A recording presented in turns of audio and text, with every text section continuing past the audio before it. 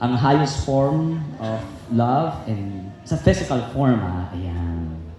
Ipakita niyo sa amin ang tamis ng inyong pagmamahalan.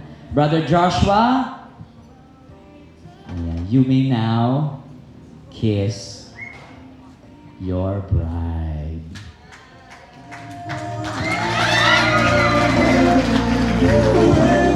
Okay.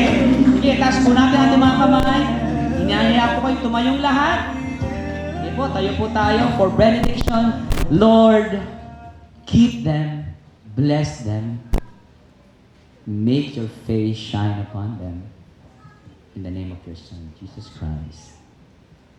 Amen. Amen. Palakpakan natin. Amen. Sige. This time, gusto ko pong umarap pa yung dalawa doon.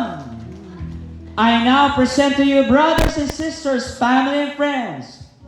I present to you the newlyweds, Mr. and Mrs.